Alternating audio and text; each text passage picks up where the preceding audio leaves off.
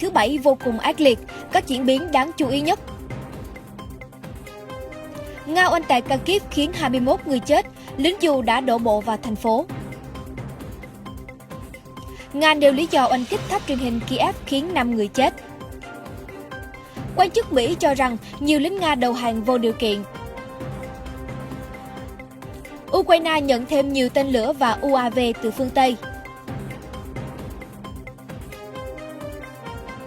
Belarus hé lộ Nga muốn tiến đánh nước hàng xóm của Ukraine. Mỹ đóng không phận với máy bay Nga. Lãnh đạo Đài Loan ủng hộ 1 tháng lương cứu trợ nhân đạo Ukraine. Và nhiều diễn biến chiến sự khác đáng quan tâm sẽ được cập nhật ngay sau đây.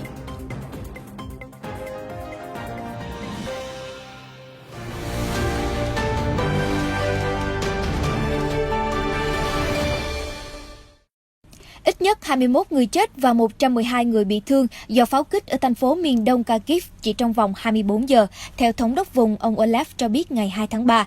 Giới chức khẳng định Nga tấn công tên lửa vào trung tâm Kharkiv, thành phố lớn thứ nhì Ukraine, bao gồm các khu dân cư và tòa thị chính. Phía Ukraine ngày 2 tháng 3 cũng nói rằng lính dù Nga đã đổ bộ vào thành phố Kharkiv và đã xảy ra đụng độ ngay lập tức. Đơn vị này tấn công một bệnh viện địa phương, chiến đấu vô cùng ác liệt giữa quân tấn công và lực lượng vũ trang Ukraine, theo quân đội Ukraine viết trên Telegram. Trong một động thái thay đổi chiến thuật, quân Nga không còn theo đuổi đánh nhanh thắng nhanh, thay vào đó tăng cường oanh tạc các khu đô thị của Ukraine. Chiến sự Ukraine căng thẳng hơn trong ngày thứ Bảy. Quân Nga ngày 2 tháng 3 tuyên bố giành được thành phố biển Kherson ở miền Nam. Ngược lại, thị trưởng thành phố Kherson Igor Nikolaev viết trên Facebook rằng thành phố vẫn thuộc về người Ukraine.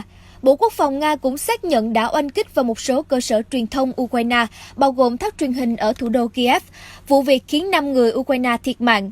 Moscow khẳng định tháp truyền hình Kiev phục vụ cho chiến tranh tâm lý của chính phủ Ukraine.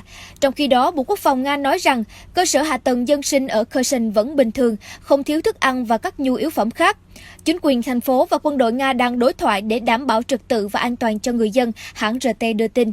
Quân Nga đã tấn công thêm 60 địa điểm quân sự Ukraine, nâng tổng số cơ sở quân sự bị phá hủy lên hơn 1.500, theo thông tin của phát ngôn viên Bộ Quốc phòng Nga Igor Konashenkov.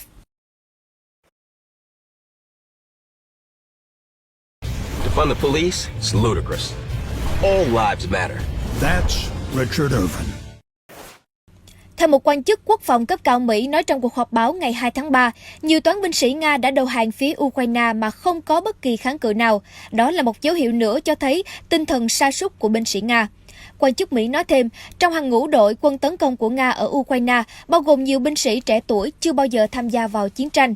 Bọn họ là binh sĩ thực hiện nghĩa vụ, chưa bao giờ tham chiến, nhiều người còn không nghĩ phải ra chiến trường. Phía Washington cho hay, gần đây truyền thông phương Tây cũng đồng loạt đưa tin binh sĩ Nga gặp thiếu hụt về xăng dầu và hậu cần, thậm chí là thực phẩm. Tuy nhiên, đà tiến công của quân Nga về hướng Kiev bị chậm lại, có lẽ nhằm tái cơ cấu, tái đánh giá và xác định chiến thuật mới. Trong một thông tin khác của Mỹ cho hay, Nga đã phóng hơn 400 tên lửa nhắm vào Ukraine trong 7 ngày đầu tiên bùng nổ chiến sự. Moscow khuyến cáo người dân thủ đô Kiev tìm nơi lánh nạn vì quân Nga sẽ tiếp tục tấn công tên lửa. Bộ Quốc phòng Ukraine Oleksiy Reznikov ngày 2 tháng 3 cho biết đất nước của ông đang nhận thêm nhiều tên